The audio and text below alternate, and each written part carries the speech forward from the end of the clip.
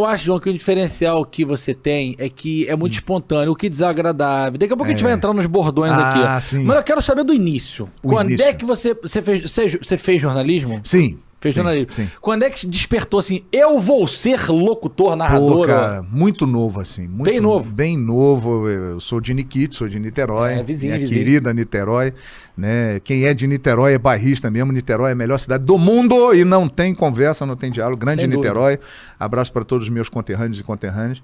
Cara, desde pequeno, assim, eu sou de uma família, né, que minha mãe e meu pai eram muito apaixonados por rádio.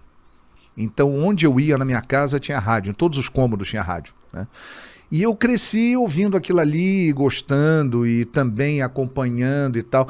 Então, desde muito novo, 7 anos, eu comecei como narrador de futebol de botão, lá com a minha galera na minha rua. Antigo, né? Eu jogava mal e narrava as peladas, entendeu? E a canelada do JG, e a bola sobe, a bola desce, e vai falando, toca pra cá, toca pra lá. Eu jogava narrando ali na rua, ali as peladas da galera. Maneiro, eu virei narrador oficial dos torneios de futebol da minha escola, o Instituto de Educação lá de Niterói. Sim. E depois lá o Liceu Nilo Peçanha, ali na Avenida Amaral Peixoto, estudei ali.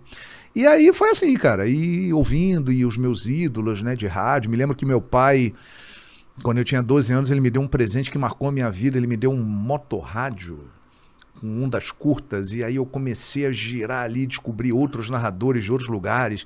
Aí descobri Osmar Santos, meu grande ídolo, né? Eu falei, cara, esse cara é demais. Osmar que falava garotinho? Ripa na chulipa, pimba na gorduchinha, garotinho. Animal, né? Criou o apelido do Edmundo, entre tantas outras coisas. E os caras aqui do Rio, né, que eu adorava, José Carlos Araújo, que tá aí até hoje brilhando, Jorge Cury, Valdir Amaral, César Riso, Luiz Penido, do Alcei Bueno de Camargo. Cara, muito locutor bom. E aí eu comecei a ouvir ali os caras de outros lugares também, Fiore Giliotti, São Paulo, José Silvério, Oswaldo Maciel. Aí em Minas tinha o Willy Gonzer, da Rádio Itatiaia. Você ainda era só um estudante. Não, eu era aspirante. um moleque. Eu tinha 9 anos, 12 anos, quando meu pai me deu esse rádio aí. E aí eu fiquei ali ouvindo, mas desde criancinha, ouvindo rádio direto. Só que eu ouvi os rádios as rádios só aqui do Rio de Janeiro. A partir de 12 anos eu comecei a ouvir os narradores de outros lugares, e aí fui cada vez mais me apaixonando e falando, pô, eu quero ser o que esses caras são aí, quero fazer o que eles fazem e tal. E aí foi meu início. E aí, estudando no Liceu Nilo Peçanha em Niterói, né, fazendo o 2º grau, que na época se chamava 2º grau, eu vi um anúncio no jornal dizendo de um curso de locução para rádio e TV que seria no Partenon, ao lado do Liceu Nilo Peçanha.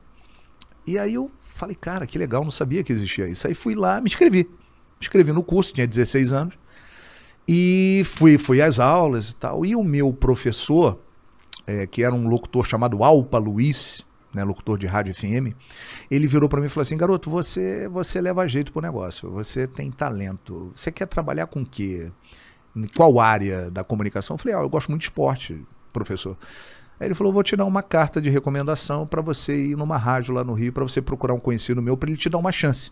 Eu falei, pô, que legal e tal. Aí ele me deu uma carta de recomendação e eu fui até a Rádio Carioca, no centro do Rio, na Rua México, né, que tá lá até hoje, se eu não me engano.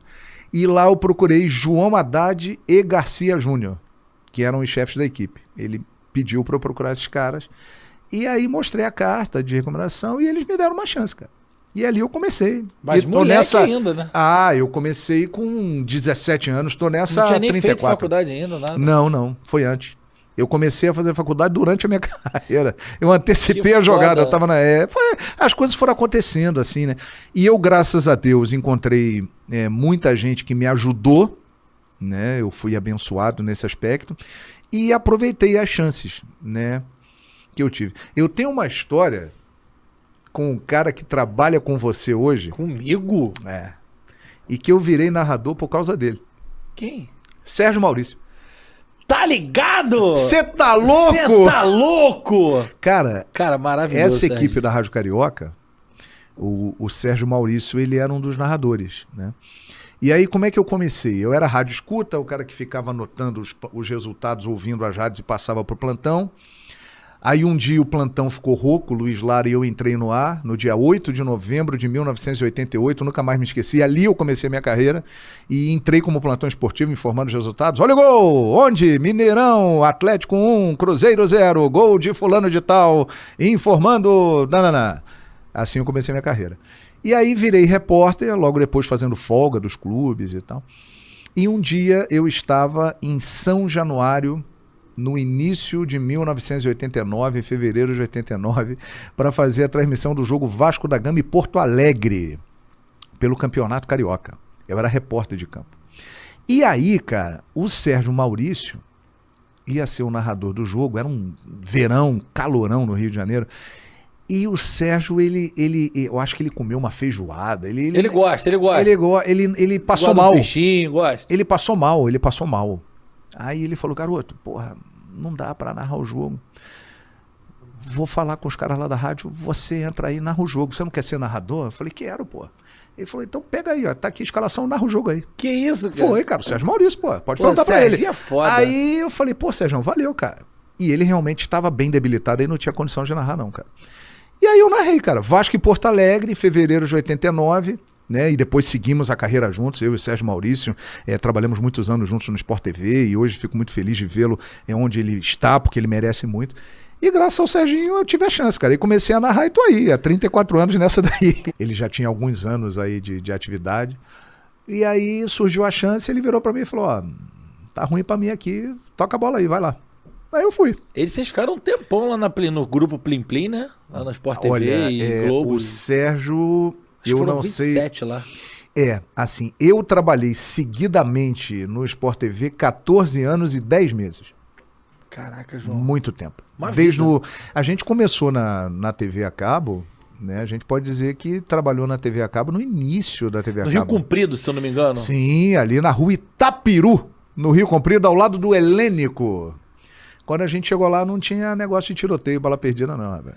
Aí, com o passar do tempo, as coisas foram piorando e tal. Véio. Ele disse que a carteirinha dele é 0012. O Sérgio... É muito baixo, cara. Ele chegou lá antes de mim. Quando eu cheguei lá, ele já estava lá, né? Porque eu trabalhei em rádio aqui no Rio de Janeiro, nesse meu início com o Sérgio Maurício. Aí, depois, eu saí da Rádio Carioca, fui para a Rádio Tamoio, onde eu trabalhei também com o Sérgio Maurício. Aí, fui para a Rádio Tropical, aí fui para a Rádio Tupi, do Rio, né? Foi a primeira rádio grande que eu trabalhei na minha carreira. Aí fui para São Paulo, Rádio Gazeta de São Paulo. Trabalhei lá em São Paulo por 2 anos na equipe do Pedro Luiz e tal, um ícone do rádio. E aí lá em São Paulo eu tive a chance de entrar no Sport TV em 1997. Eu fiz um teste, né? O Mauro Betting, amo. Grande Mauro Betting. Tio Mário. Ele virou para mim um dia e falou assim, ô João, você não tem vontade de trabalhar em televisão, não? Aí eu virei pra ele e falei assim, pô, Mauro, eu nunca pensei nisso e nunca tinha pensado. Os meus planos eram todos voltados pro rádio, assim. Que antigamente era bombadaço, o rádio, né? Era muito forte, era tão forte quanto a TV, assim. E eu falei, não, cara, eu nunca pensei. Ele falou, pô, porque é o seguinte, só tem um narrador lá no Sport TV e o Sport TV tá fazendo um narrador no Sport TV em São Paulo. Pra você ver como a coisa tava iniciando ainda. E o Sport TV tá fazendo muitos eventos, então o cara tá narrando 3, 4 jogos por dia. É difícil. Precisa de um narrador a mais lá. Você não quer fazer um teste? E esse narrador era o Deva Pascovitch, que tava lá no Sport TV e tal, já falecido, infelizmente. E aí eu fui lá, fiz um teste e tal, passei. Um teste lá, pô, narra meio tempo aí de um jogo de futebol, narra um tempo de basquete, narra um set de vôlei, um set de tênis, uma prova de natação, pacotão, uma prova, né, de atletismo. Cara, pacotão. Não, e o detalhe é o seguinte, fiz esse teste com o Reinaldo Miranda, coordenador na época, ninguém me avisou nada não. Os caras ligaram e falaram assim, ó, dia tal horário em tal lugar, chega aí. Beleza, cheguei lá, aí ó, vem aqui para uma ilha de edição aqui, ó, tem esse jogo aqui... E os nomes e as características dos jogadores? Não, ali os caras me davam a ficha, né, assim, escalação... E falava, ó, narra esse jogo aí. Narra esse tempo do jogo. Aí eu narrei. Mas e como é que era o tênis se você não fosse, por exemplo, familiarizado? Bateu de lá! Problema Bateu meu. de cá. Que desagradável essa raquetada, hein? Problema meu. Eu tinha que... Aí é que eu te falo das oportunidades que surgem na vida, né? Aí, cara, eu narrei. Eu narrei lá os esportes, porque é o seguinte, o Sport TV sempre foi um canal que teve múltiplos eventos de todos os esportes. Então o cara, para entrar lá, ele tinha que saber narrar tudo, não só futebol. E aí eu narrei. E os caras gostaram e me chamaram. Aí eu entrei na televisão e ali fiquei de 97 até o final de 2011. Deu 14 anos e 10 meses. Quando eu fui para a Fox, de 11 para 12, fiquei na Fox 10 anos. E aí depois, agora com a fusão ESPN e Fox, os 2 anos na ESPN. E a partir de agora... Em breve novidade. Eu sei, quer dizer, eu não sei de nada. Eu não sei de nada. Mas eu acho que é 2023? É 23, né? 2023. Eu acho que pode ser que talvez ele possa falar de novo no final dessa temporada. Eu só acredito porque estou narrando. A possibilidade é imensa. É imensa, né? É grande.